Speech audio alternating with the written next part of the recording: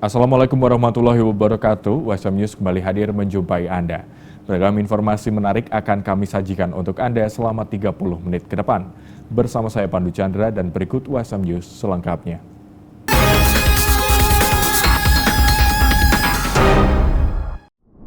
Kembali menggandeng DP3AP2KB Provinsi Jawa Tengah, Universitas Semarang sukses menjalin kerjasama dalam upaya pencegahan human trafficking dan perlindungan anak.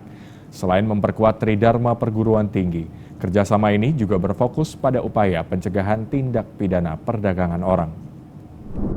Universitas Semarang jalin kerjasama dengan DP3AP2KB Provinsi Jawa Tengah dalam upaya pencegahan human trafficking dan perlindungan anak yang dilaksanakan di lantai 9 gedung Menara USM baru-baru ini. Acara tersebut dihadiri perwakilan USM Dr. Muhammad Junaidi SHMH Wakil Rektor 3 USM dan Helen Intania Suraida SHMH Ketua Pusat Pengabdian kepada Masyarakat atau PPKS USM. Sementara itu perwakilan dari DP3AP2KB Jateng, Putih Dayanting Kepala Bidang Pemenuhan Hak dan Perlindungan Anak DP3AP2KB Jateng dan Asteria Dewi Subkoordinator Perlindungan Perempuan DP3AP2KB Jateng. Helen Intania Sareda menjelaskan bahwa kerjasama ini bertujuan memperkuat pelaksanaan Tridharma Perguruan Tinggi yang mencakup pendidikan, penelitian, dan pengabdian kepada masyarakat. Yang terpenting adalah untuk melaksanakan Tridharma dan mewujudkan kampus Merdeka Belajar.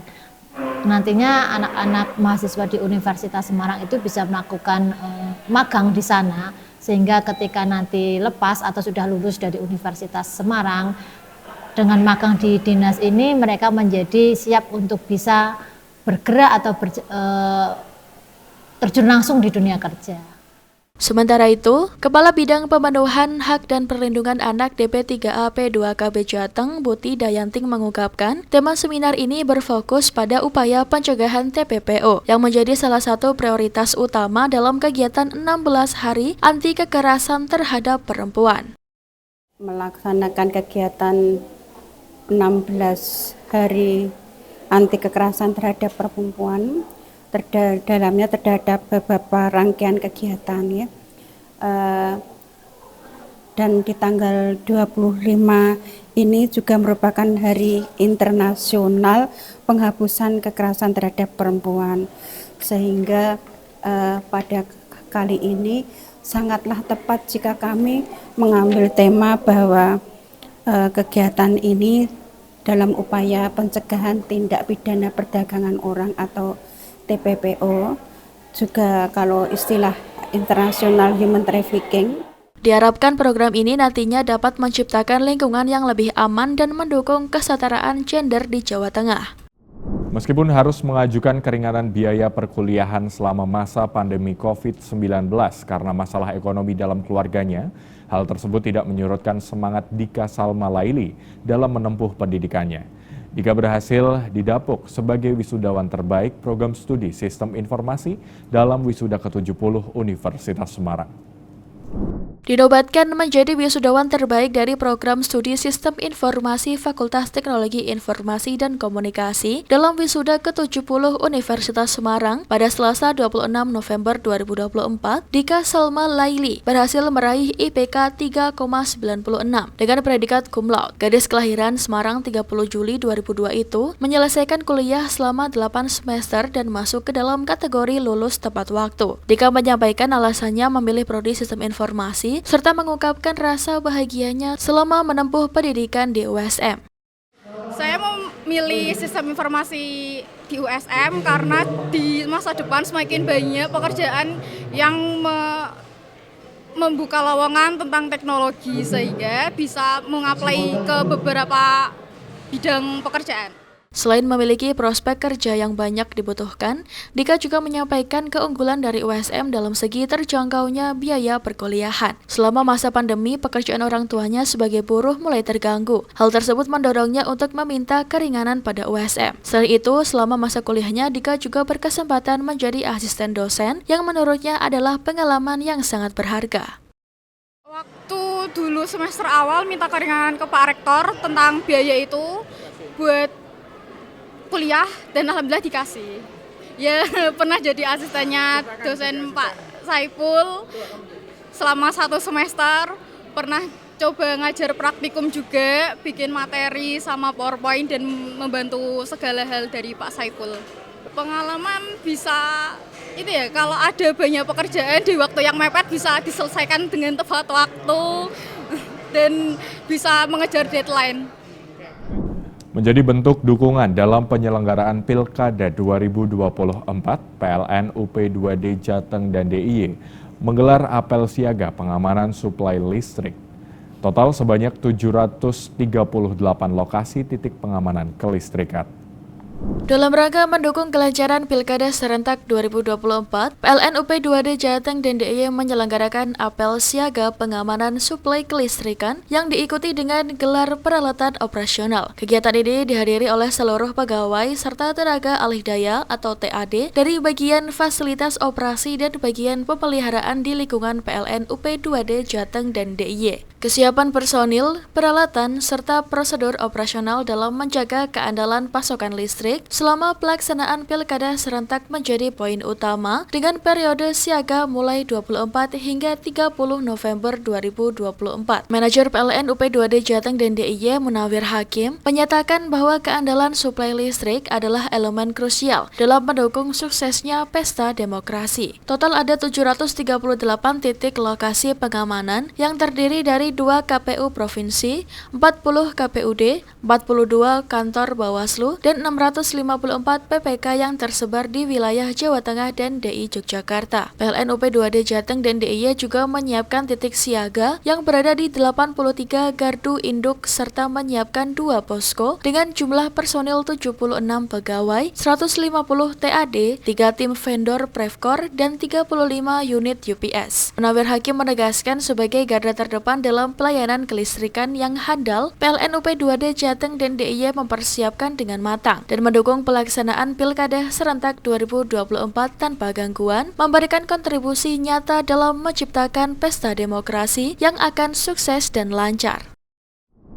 LTMNU Provinsi Jawa Tengah menggelar rapat kerja yang berlangsung di Gedung DPD RI dan Hotel Candi Indah Semarang baru-baru ini. Melalui rapat kerja, pembentukan karakter dan kebermanfaatan menjadi poin penting.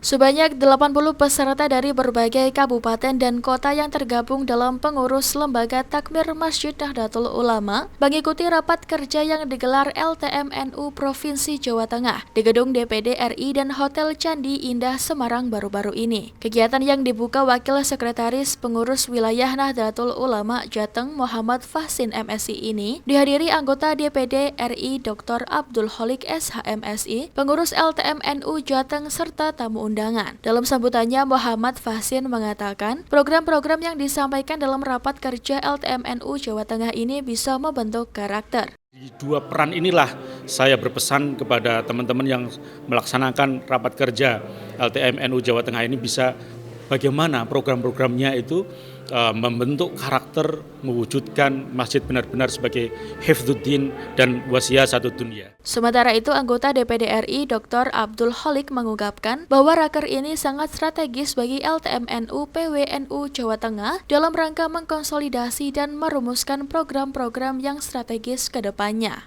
Raker ini sangat strategis bagi LTM PWNU Jawa Tengah dalam rangka mengkonsolidasi dan merumuskan program-program strategis, mungkin jangka waktu menengah 5 tahun, tapi juga bisa di breakdown untuk jangka setiap tahunnya. Dan kita berharap program-programnya bisa memperkuat upaya memakmurkan masjid sekaligus memfungsikan masjid sebagai lembaga yang berfungsi untuk pendidikan, dakwah juga pemberdayaan masyarakat. Lebih lanjut, Ketua LTMNU Jateng Nur Ahlis LCMPD berharap raker ini bisa menjadi sarana mentransformasi dan membentuk akhlak karakter dari umat. Maka harapannya mari kita bersama-sama menggarap sebuah masa depan untuk umat yang berasal dari masjid. Semua potensi-potensi kemaslahatan umat ada di sana. Dari potensi untuk pengembangan ekonomi kemasyarakatan berbasis umat, pendidikan berbasis masjid, dan lain sebagainya. Dan akhirnya mudah-mudahan khidmah-khidmah kita ini nanti menghasilkan capaian-capaian yang maksimal, yang berakses positif untuk masyarakat. Dari potensi pengembangan ekonomi kemasyarakatan dan berbasis umat, diharapkan pelaksanaan raker ini dapat menghasilkan capaian-capaian yang maksimal dan bermanfaat untuk masyarakat. Hari Dongeng Nasional turut dirasakan anak-anak Kota Semarang melalui Grino Space. Festival anak bertajuk Andum Caraka memberi ruang ramah anak melalui dongeng. Puluhan anak-anak dari berbagai usia begitu antusias mengikuti Festival Anak Andum Caraka. Kegiatan yang digelar untuk memperingati Hari Dongeng Nasional itu turut menghadirkan pendongeng dari berbagai daerah. Acara yang diinisiasi oleh komunitas budaya Grino Space itu tak hanya mendongeng tetapi juga mengajak anak-anak untuk belajar berkreasi dengan aktivitas yang menarik untuk melatih konsentrasi dan motorik anak. Panitia pelaksana Diah Putu Dwi Jayanti menjelaskan, Festival Andum Caraka merupakan peringatan Hari Dongeng Nasional. Acara pada hari ini sebenarnya adalah dalam rangka memperingati Hari Dongeng Nasional tanggal 28 November. Tapi kami peringati di hari ini, kami rayakan di hari ini. Dan acara ini memang tema Hari Dongeng Nasional di tahun ini, dongengnya adalah tentang cerita laut. Jadi kita sesuaikan dengan dekorasi-dekorasi, terus lagu-lagu ataupun dongeng-dongengnya tentang cerita laut, seperti itu. Mengusung tema cerita laut dengan menghadirkan beberapa pendongeng. Selain mendengar cerita dongeng anak-anak juga diajarkan untuk membuat kreasi tangan dari kardus. Tak hanya itu, kehadiran musisi dan seniman dari berbagai daerah seperti Semarang, Magelang, dan Yogyakarta juga menambah semarak kegiatan itu dengan nyanyian dan tarian. Hari ini senang banget bisa main-main ke Grinus, ketemu ayah, bunda, dan adik-adik yang sangat antusias banget. Dan senang karena di Semarang udah mulai nih tumbuh komunitas-komunitas yang ramah anak. Harapannya bisa lebih subur, bisa mempengaruhi komunitas yang lain supaya punya jejaring komunitas yang lebih suportif untuk satu sama lain. Bertepatan dengan Hari Anti Kekerasan Terhadap Perempuan, Dharma Wanita Persatuan Universitas Brawijaya menggelar event Brawijaya Tempo Dulu di Gedung Auditorium Brawijaya. Kegiatan ini menjadi momen untuk memperkuat edukasi agar tindakan kekerasan terhadap perempuan dapat semakin diminimalkan. Selain itu, edukasi tersebut juga diharapkan menambah wawasan semua pihak sehingga memiliki kesadaran untuk tidak melakukan kekerasan terhadap perempuan. Dharma Wanita Persatuan Universitas Brawijaya menggelar event Brawijaya Tempo Dulu. Kegiatan yang merupakan rangkaian dari ulang tahun Dharma Wanita ini juga menjadi momen untuk memperkuat edukasi anti kekerasan perempuan bagi masyarakat. Ditemui di sela kegiatan, Ketua Dharma Wanita Persatuan Universitas Brawijaya Rani Maria Ulfa menjelaskan bahwa kegiatan tersebut bertepatan dengan Hari Anti Kekerasan Perempuan, sehingga pihaknya berupaya memperkuat momentum tersebut dengan edukasi. Ini sebetulnya hari ini kan bertepatan dengan Hari Anti Kekerasan Perempuan. Nah, kita itu ada program yang memang sangat nyambung gitu ya dengan hari ini gitu loh. Nah, tapi sebelumnya ini kan kita memang ada program PPKS. Jadi Dharma Wanita itu sekarang terlibat dengan anti kekerasan seksual dan perundungan di kampus di Universitas Brawijaya. Kita ada kolaborasi dengan beberapa pihak internal juga ke eksternalnya gitu. Nah, selama program ini ada orang-orang yang memang berkontribusi, berdedikasi untuk menelurkan program-program yang manfaatnya itu sangat dirasakan oleh adik-adik mahasiswa juga kampus Universitas Brawijaya dalam hal kekerasan seksual. Jadi acara ini juga sekaligus rangkaian acaranya Hari Ulang Tahun Dharma Wanita Universitas Brawijaya. Jadi momen ini tepat kita untuk kasih apresiasi dan penghargaan kepada mereka yang memang benar-benar udah kontribusi. Rani optimis dengan edukasi yang dilakukan secara terus-menerus akan memunculkan kesadaran bagi semua pihak agar tidak melakukan kekerasan terhadap perempuan. Edukasi ini juga menggandeng berbagai pihak agar nantinya memberikan dampak besar dalam masyarakat. Dari Malang, tim liputan UBTV melaporkan untuk USM TV. Mantan Wakil Presiden Republik Indonesia Yusuf Kala meletakkan batu pertama pembangunan gedung baru Fakultas Ekonomi dan Bisnis Universitas Hasanuddin Makassar. Gedung berlantai 15 ini mencerminkan semangat FEB Unhas untuk terus berinovasi. Kemeriahan menyelimuti perayaan Disnatalis ke-76 Fakultas Ekonomi dan Bisnis FEB Universitas Hasanuddin Makassar. Acara ini tak hanya menjadi momen tahunan, tetapi juga menjadi catatan sejarah dengan peletakan batu pertama gedung perkuliahan 15 lantai oleh Wakil Presiden RI ke-10 dan ke-12 Yusuf Kala Sabtu 23 November 2024. Yusuf Kala yang juga alumni Fakultas Ekonomi Unhas meminta agar gedung baru tersebut dirancang dengan konsep yang mudah diakses, modern, dan multifungsi. Jika juga menekankan pentingnya peran universitas dalam menghadirkan solusi bagi persoalan bangsa. Menurutnya, universitas harus terus berkembang untuk menjawab kebutuhan masyarakat dan tantangan zaman. Ia pun mengapresiasi langkah FEB Unhas dalam meningkatkan kualitas pendidikan melalui pembangunan infrastruktur baru. Jikapun mengingatkan keterbatasan lahan parkir harus diantisipasi sejak dini untuk mendukung kelancaran operasional gedung tersebut nantinya. Ya, universitas kan mengembangkan ilmu. Di samping belajar juga mengembangkan ilmu. Karena itu Fakultas Ekonomi di samping mempelajari teori dasar juga mengembangkan kebijakan, mengembangkan suatu meneliti, mengembangkan tentang pembangunan suatu daerah bersama dengan fakultas lain dan teknologi. Dan itu kita harapkan selalu begitu. Peletakan batu pertama gedung baru FEB ini Unhas turut dihadiri Rektor Unhas, Profesor Dr. Insinyur Jamaluddin Chompa MSc, Dekan FEB Unhas Profesor Rahman Kadir, Ketua IK FEB Unhas Hendra Nur Saleh, Pemimpin Wilayah Askrindo Jakarta serta dua putri Yusuf Kala, yakni Lisa Yusuf Kala dan Ira Yusuf Kala. Menurut Rektor Unhas Profesor Jamaluddin Chompa, pembangunan tersebut dapat memotivasi fakultas-fakultas lain untuk terus berinovasi dan berkontribusi dalam peningkatan kualitas pendidikan. Jadi Assalamualaikum warahmatullahi wabarakatuh, Bapak Ibu saudara-saudara, para pemirsa Unas TV. Hari ini momentum untuk Fakultas Ekonomi berulang tahun yang ke-76. Usia yang kelihatannya, kedengarannya kok aneh, lebih tua anaknya daripada induknya. Ini adalah pertanda bahwa Fakultas Ekonomi bukanlah Fakultas Ekonomi biasa karena sekaligus Fakultas Ekonomi tertua di Indonesia.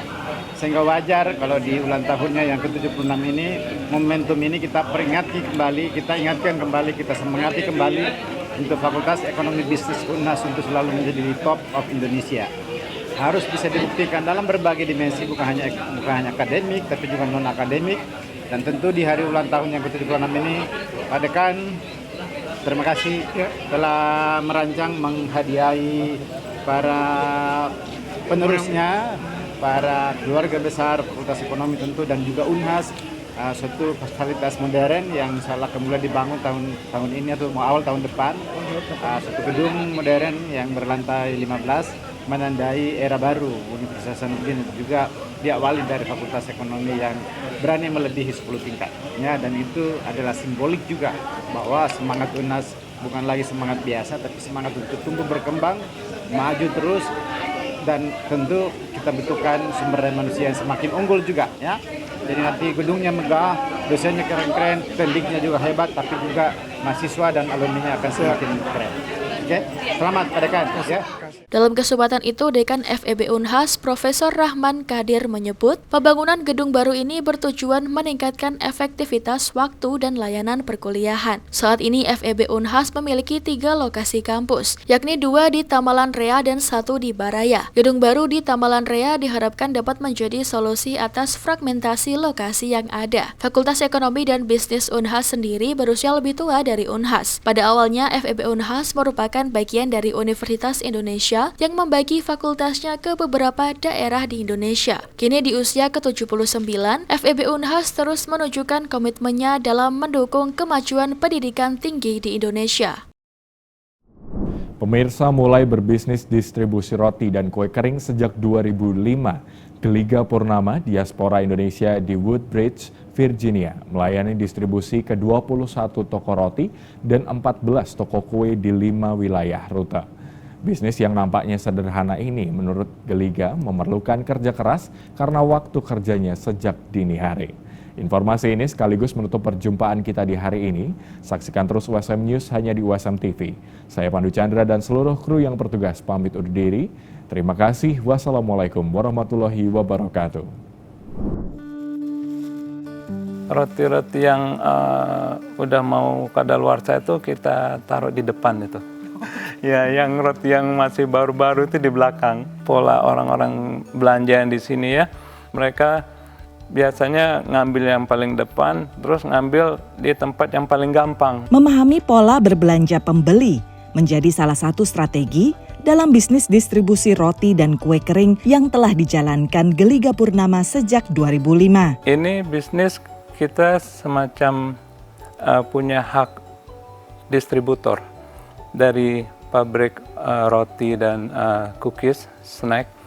Jadi kita mendistribusi produk mereka, menjual produk mereka ke toko-toko yang memang sudah menjadi hak distribusi kita di wilayah-wilayah tertentu. Awalnya diaspora Indonesia di Woodbridge, Virginia ini hanya punya satu rute distribusi dengan 6 toko yang dibelinya dari perusahaan pabrik roti. Dalam 5 tahun terakhir, bisnisnya berkembang menjadi 5 rute di negara bagian Virginia dan Maryland, tak jauh dari Washington DC. Seperti misalnya waktu satu rute saya beli itu di tahun 2005 itu harganya cuma 150.000 pada saat itu. 10 tahun kemudian itu nilainya udah 550.000. Kalau sekarang itu satu rute itu sekitar antara 600.000 sampai 700.000 itu. Dan ini bisnis seperti kita investasi juga. Di samping kita memang setiap minggu kita mendapatkan penghasilan, kita juga itu nilai dari rute kita itu akan semakin bertambah karena setiap tahun itu penjualan kita kan akan terus meningkat. Bersama 4 karyawannya, Geliga melayani distribusi ke 21 toko roti dan 14 toko kue kering. Sebagai pemilik bisnis, ia tetap turun ke lapangan karena kelancaran distribusi setiap rute akan berpengaruh pada besarnya pendapatan. Pembagian keuntungannya secara komisi dari hasil penjualan kita. Komisi itu 20% ya, 20% untuk pihak distributor dan 80% itu untuk pihak pabrik. Per rute itu rata-rata itu sekitar 16.000 satu minggu. $16.000 ya satu minggu. Dan kita dapat 20%. Sementara roti dan kue kering yang tak terjual di toko lantas disumbangkan oleh Geliga ke gereja, bank makanan, dan berbagai komunitas serta kelompok pengajian. Bisnis ini menariknya karena di samping kita berusaha dan mendapatkan keuntungan, juga kita bisa beramal. Lili Bekri Kiswarini adalah wakil pengajian Sakinah yang beranggotakan 70 diaspora Muslim Indonesia di Washington DC dan sekitarnya. Jumlahnya itu nggak terhitung ya. Beliau cuma ngedrop aja sebanyak mungkin, kemudian dari anggota ada yang bawa pulang dengan happy. Walau bisnis ini tampaknya sederhana, tapi setiap pagi, Geliga dan karyawannya sudah harus mulai bekerja sejak jam 3 dini hari. Kerja keras itu modal kita untuk bisa sukses karena pertama itu jam kerja. Jam kerja kita ini orang lagi tidur kita udah di jalan. Kadang itu hujan, kadang itu snow itu kan. Dan kita tetap harus mendelivery semua produk kita. Namun Abdain Wicaksono, diaspora Indonesia yang sudah 3 tahun bekerja untuk perusahaan Geliga, suka pekerjaan ini. Alhamdulillah, ya jadi bosnya Geliga kayak family lah istilah juga ya, jadi semuanya baik, lancar aja gitu. Ya senang aja itu dengan kerjaannya. Saat ini ada sekitar 50 jenis roti dan 60 jenis kue kering yang didistribusikan oleh perusahaan Geliga. Dari Chantilly, Virginia, Aryatno Budianto, Dania Iman, Nia Iman Santoso, VOA.